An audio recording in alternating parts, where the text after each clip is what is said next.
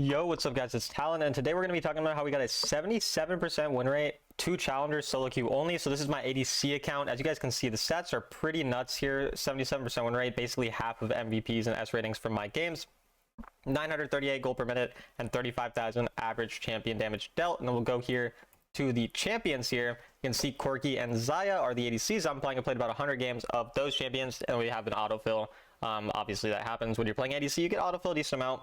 But overall, these are the stats. We're going to get right into a game and talk about how I was able to have such an insane win rate all the way to Challenger playing only solo queue on ADC. Alright, so this isn't going to be super gameplay focused. We're not going to focus on this specific gameplay as much as talking about the specific things I did to be able to climb really well. So initially, the first thing I kind of want to mention was solo queue ADC is the lane phase. I think this is the most important part of the game, because if you're able to at least be even or ahead in lane, then you're always good. And I think that's the main thing. I don't very often fall behind in lane, and there's a few reasons why. So the first reason is what you see right now, which is me hitting the wave as soon as the wave came. So as soon as the wave came, I immediately hit the wave to get lane priority. The reason lane priority is really important, especially in solo queue, is because it constantly gives you a level advantage. So if you're a duo queue, it's more often that you can freeze the wave and kind of punish people going for last hits and coordinate with your duo.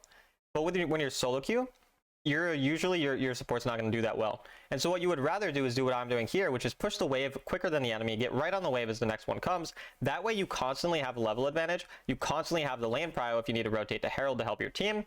And you're just overall going to have better combat stats because you have level 2 first, and they can't really push you under your turret and poke you under turret, because obviously the wave, is kind of stopping them from doing that. The wave will damage them if they try to trade with you, and it gives you all of those advantages. So the first thing is, nearly every game, unless it's a super hard matchup, going for lane prio.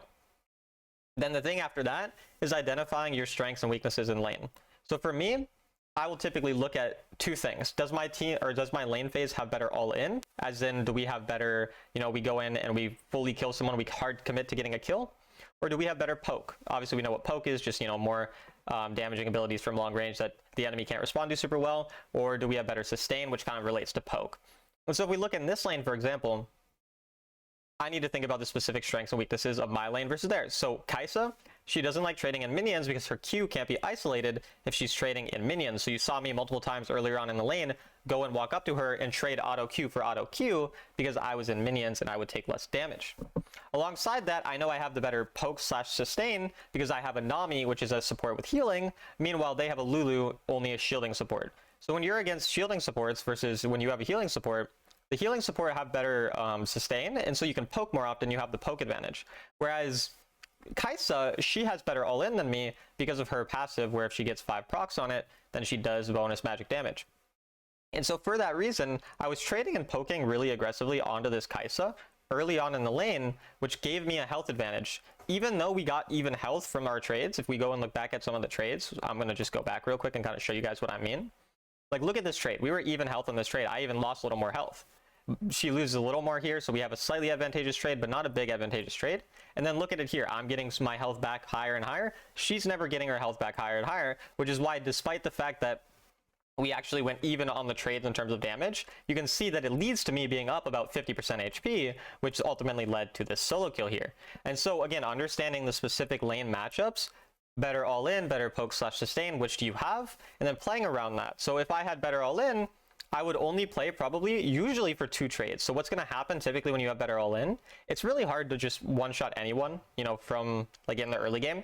So usually what you're doing, you're trying to get them to about 50% HP from one big trade. Let's say we're Draven Thresh. Our Draven lands a hook, or our Thresh lands a hook. We go, we play pretty aggressive, we trade hard, and we're okay with both of us getting to 50% HP, whatever. And then we have to look for one more trade. After that, we wait until our spells are back up. And then that's when we use our Ignite for the support. That's when we, might exhaust the enemy as a Draven, for example. That's when we go for all of that. And so that's pretty much the difference between playing the poke lane versus the better all-in lane. Obviously, some lanes you have worse of both. So for example, I'm trying to think of a specific example. Let's say we're playing Vayne Yuumi and we're into Nami Corki. We would have worse all-in and worse sustain for the most part. And so in that type of situation, you are mostly just playing pretty passive. You kind of have to hope that your jungle maybe bails you out, or maybe the enemy don't play aggressive enough, and you can use that prio to just not trade with them but keep them pushed under their turret by playing for prio if they don't properly play for prio.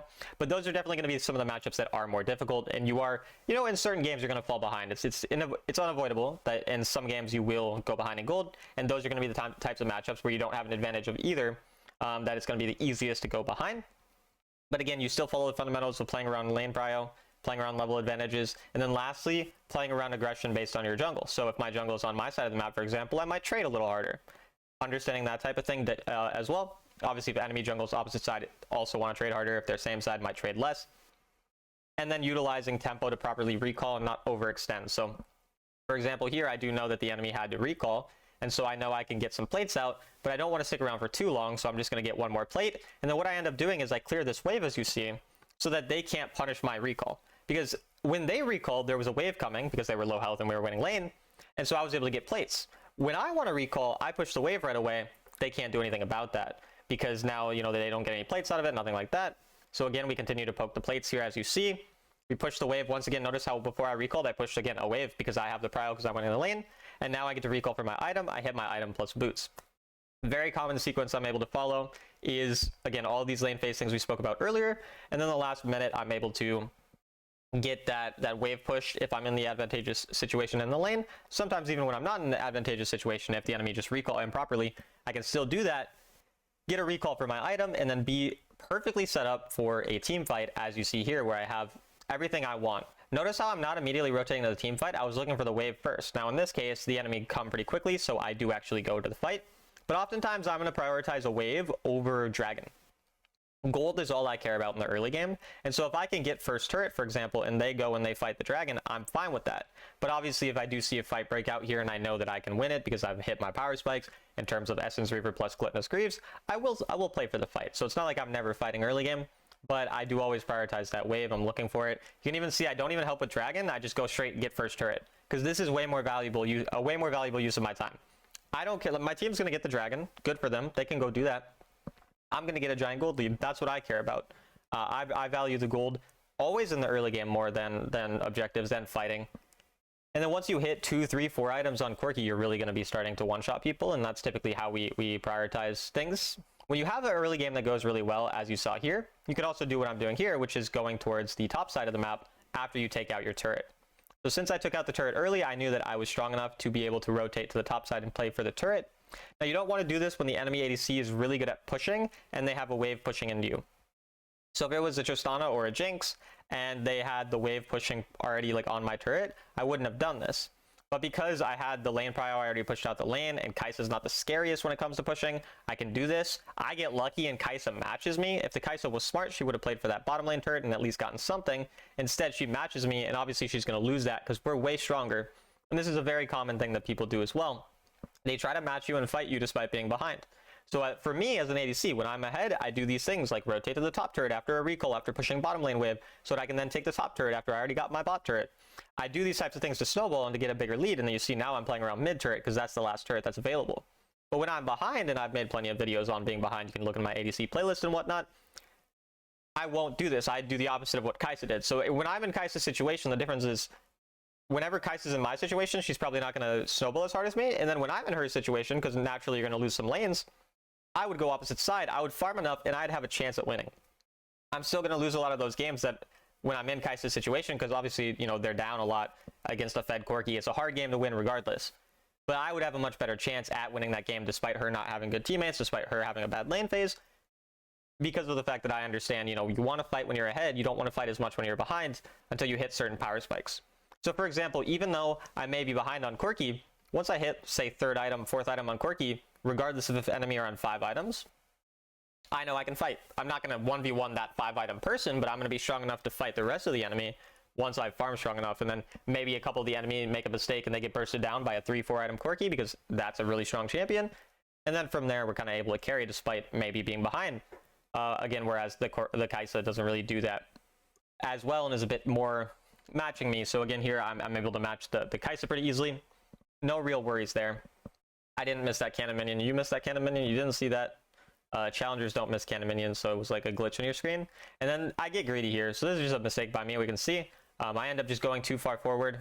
and kind of losing sight of enemy jungle. What I should have done in this situation, instead of chasing the kill, is rotate through the jungle side of the map in order to make sure that we know where the jungler is, get vision of it if his camps are up, and then from that, from there we could snowball easier.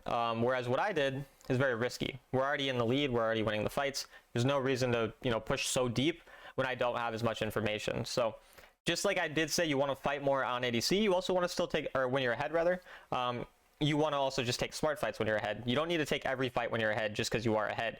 That's going to be obviously very problematic because you might fight when enemy jungle is there before yours, for example, like I just did there. Or you might fight when you haven't recalled and spent your gold. Those are the types of mistakes people make when they're ahead and trying to fight too much. So despite the fact that you do want to fight a little more when you're ahead, you don't want to fight when circumstances aren't right because you have the agency to decide when to fight and when not to fight. And then here, this is something I really want you guys to notice as well. The 11-minute mark is the most probably pivotal mark in the game right now. And you saw me ping the Baron at 40 seconds. At 40 seconds, I pinged the Baron. We can go back and look or 36 seconds around 36 seconds left in the Baron, I'm saying. And I ping it, I ping attack. Just this simple little thing just tells you that I'm looking for the Baron. And I do this very frequently. I look for this Baron on these types of timers. Obviously, if we see someone bot lane we can go kill, we're going to go kill them. But a very frequently thing that I'm going to do is I'm going to grab the Baron on the same timer as the dragon when I can. I'm going to try to get my team to prioritize that over the second dragon because second dragon's not that important. And a champion like Corki, a champion like Xayah, the ones I play, melt through the Baron. And so you can see I was still aware of that even as it was spawning, even though I went bot side because I knew I could get some kills. And then what do I do here? I look for the jungle. So even though I'm an ADC, I'm zoning the jungle as you saw there, and my Vi did a good job of finding him as well. But I'm way more concerned with the possibility of them stealing, because since we're ahead, we don't want to flip an unnecessary objective and lose the game off that. So I'm way more concerned with finding their enemy jungle, and since I'm strong enough, I had my flash up. I knew I was safe. I knew I was going to burst them down, and my team could follow up over the wall. And because of that safety and that caution that we had, we were able to get the Baron without the potential for throwing.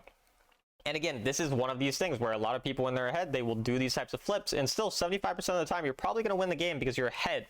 But the difference is I probably win these types of games 80-90% of the time. And that 80-90% versus 75% is adding additional percentages to my win rate, which is ultimately what leads to it being 77. Now, I don't think it would be 77 every season. This season has been particularly good for my ADC account, partially because the champions I play are really strong, and partially just due to some luck. Like, I've had some lucky games. There's been games where I haven't played well and I get carried. This is something that happens. I don't claim to carry every game. I would say a more normal win rate would probably be in the 60s. If I played this level of games at this point in the season, maybe low 70s. 77 definitely, abnormally high for me. Though within my range of possibilities to climb because of the fact that we do these types of things that I'm telling you guys about. And ultimately, to me, that's what climbing is. You just are trying to improve your baseline skill to the point that in ideal circumstances, your win rate obviously could be as high as, say, 70-80%. And in any circumstance, you're going to be, 55, 60 plus, depending on different circumstances, because win rate changes based on what time you're playing in the season. For example, if you're playing early in the season a lot, it's a little harder to win compared to if you're playing more throughout the season. It gets easier and easier as you go. So playing less games a day actually makes your win rate go higher, despite it not meaning that you're a better player. And since I'm playing on 5 accounts, of course, I will play, less games per day per account. That's just how it works, since we are doing this challenge. And so my win rate, if I'm playing only on one account all the time, would not be 77. But it was still 77 to solo queue, here, and obviously that is a very high win rate. And we're only about a month into the season, so it's not like I'm playing super late into the season. This is like early to mid-season, 77% win rate to Challenger, carrying a bunch of games with Corki, carrying a bunch of games with Xayah. And so I wanted to just show you guys one of these gameplays, talk about some of the main things that I've been able to do to climb. Hopefully you guys can learn something from that. Obviously this was just a 55 mark, game, but I just wanted to show you guys a specific ADC game. I ended up getting autofill a lot this day specifically. My last game that I won to get to Challenger was actually a Wukong game. Either way, hope you guys enjoyed, and I'll see you in the next one.